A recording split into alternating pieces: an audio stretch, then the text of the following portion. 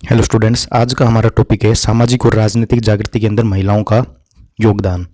ठीक है, इस टॉपिक के अंदर हम डिस्कस करेंगे जानकी देवी बजाज के बारे में, अंजना देवी चौधरी के बारे में, रतन शास्त्री के बारे में, रमा देवी, कालीबाई भील, किशोरी देवी और अमृता देवी के बारे में कि इनका सामाजिक और राजनीतिक जागृति के अंदर क्या क्या योगदान रहा है।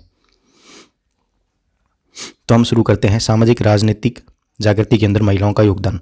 देखिए, राजस्थान में स्वतंत्रता आंदोलन का जो इतिहास है वो महिलाओं के योगदान के उल्लेख के बिना अधूरा है कि महिलाओं का इसके अंदर जो है विशेष योगदान रहा है। राजस्थान में सामाजिक और राजनीतिक जागृति में कुछ महिला नेताओं और उनके योगदान इस प्रकार है। सबसे पहले देखते हैं जानकी देवी बजाज के बारे में।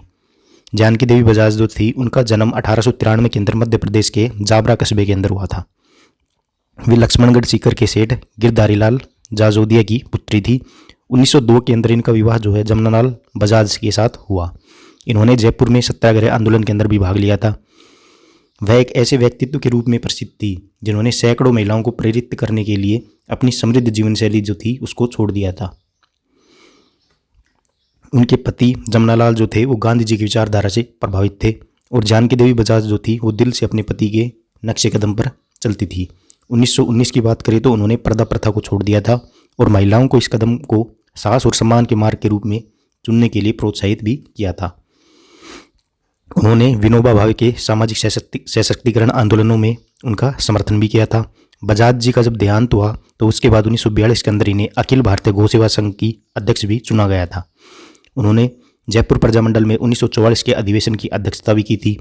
महिला मुक्ति और स्वतंत्रता संग्राम के अंदर उनके आजीवन काम की मान्यता में भारत सरकार ने 1956 के अंदर उनको पद्म विभूषण से सम्मानित किया था। तो ये सभी बातें आपको जो है याद रखनी है जानकी देवी बजाज के बारे में।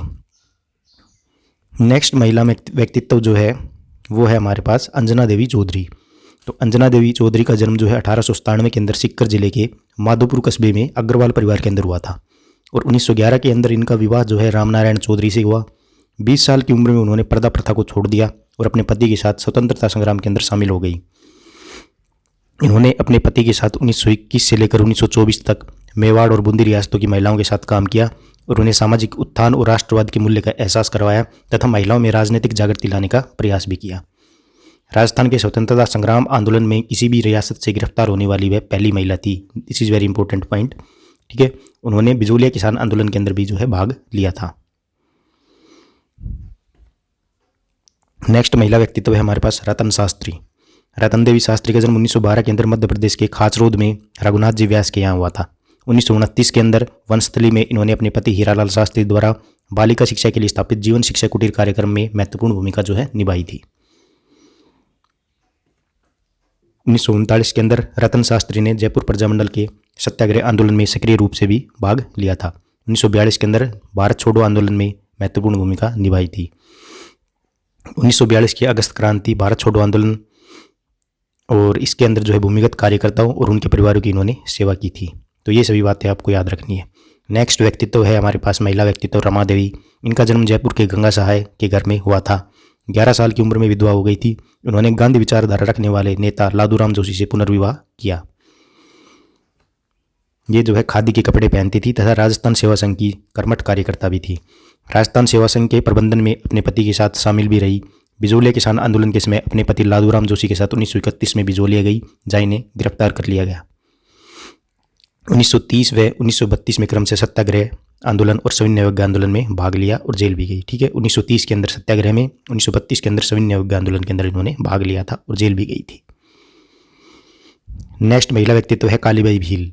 इनका जन्म जो है डूंगरपुर जिले के रास्तापाल गांव के अंदर हुआ था। ठीक है, डूंगरपुर नागरिक प्रशासन ने रास्तापाल प्राथमिक विद्यालय को बंद करने का आदेश दिया तो डूंगरपुर प्रजामंडल के सदस्य नाना भाई खाट ने इससे इनकार कर दिया था। नाना भाई खाट की जब मृत्यु हो गई थी उसके बाद भी जो पाठशाला का अध्यापक था सेंगा भाई, उसने इसको पढ़ाने का कार्य जारी रखा। इस कारण पुलिस जो है सेंगा भाई को ट्रक के पीछे बांधकर सड़क पर घसीटने लग गई थी। तो पाठशाला की 13 साल की बालिका कालीबाई भील ने ट्रक के पीछे दौड़कर दराती से रस्सी को काट दिया और अध्यापक को जो है पुलिस के आतंक से मुक्त करवाया था। जब कालीबाई भील अपने अध्यापक सेंगाबाई को उठाने के लिए झुकी तो पुलिस ने कालीबाई की पीठ पर गोली मार दी 18 जून 1947 को। अंततः 20 जून 1947 को इनकी मृत्यु हो गई थी। डूंगरपुर की जो गेप सागर झील है उसके पास 13 वर्षीय वीरबाला कालीबाई का जो स्मारक है वो बना हुआ है। नेक्स्ट महिला व्यक्तित्व है किशोरी देवी। किशोरी देवी अपने पति सरदार हरलाल सिंह के साथ शेखावटी क्षेत्र में जागीर प्रथा के विरोध में इन्होंने भाग लिया था। उनके नेतृत्व में 1934 के अंदर सोतिया का बास गांव की महिला किसानों के साथ सिरों के ठाकुर मान सिंह के बुरे व्यवहार के विरुद्ध कटराथल सीकर में एक महिला सम्मेलन का आयोजन किया गया और उनके आह्वान पर जो है 10,000 महिलाएं वहां पर एकत्रित हुई थी। नेक्स्ट है हमारे पास अमृता देवी।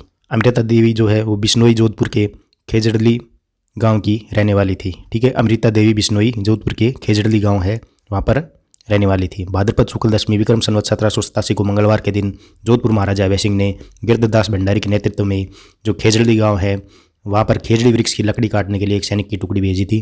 ठीक है, अमृता देवी बिश्नोई ने खेजड़ी के वृक्ष काटने का विरोध किया था और उसने यह कहते हुए जान देने के लिए भी तैयार हो गई कि सिर साटे रुख रहे तो भी सस्तो जान, अर्थात सिर के बदले अगर वृक्ष बच जाता है तो भी सस्ता सौदा है।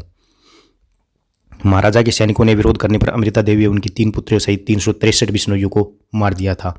खेजड़ली गांव के अंदर जो है अमृता देवी और शहीदों की स्मृति में एक स्मारक भी बना हुआ है। अब देख लेते हैं कुछ इंपॉर्टेंट क्वेश्चंस कि जानकी देवी बजाज का संबंध किस प्रजामंडल से रहा है। तो जयपुर प्रजामंडल से इसका संबंध रहा है। राजस्थान के स्वतंत्रता आंदोलन के अंदर गिरफ्तार होने वाली पहली महिला कौन थी? तो अंजना देवी चौधरी। नेक्स्ट है, निम्न में से किस महिला क्रांतिकारी का संबंध वंशस्थली में स्थापित जीवन शिक्षा कुटीर कार्यक्रम से रहा है? तो रतन देवी शास्त्री का। जब तक किसानों पर अत्याचार बंद नहीं होंगे वे बिजोलियाँ आती रहेंगी, ये कथन किसका है? तो ये है रमा देवी का। नेक्स्ट है, डूंगरपुर के राजतापाल गांव में किसका स्मारक बना हुआ है? तो कालीबाई भील का जो है स्मारक बना हुआ है। नेक्स्ट है, अमृता देवी कहाँ की रहने वाली थी? तो अमृता देवी जो है खेजड़ली की रहने वाली थी। तो ये थे इंपॉर्टेंट क्वेश्चंस, ये भी आपको याद करने हैं। आज की वीडियो में इतना ही, मिलते हैं नेक्स्ट वीडियो में किसी नए टॉपिक के साथ। धन्यवाद।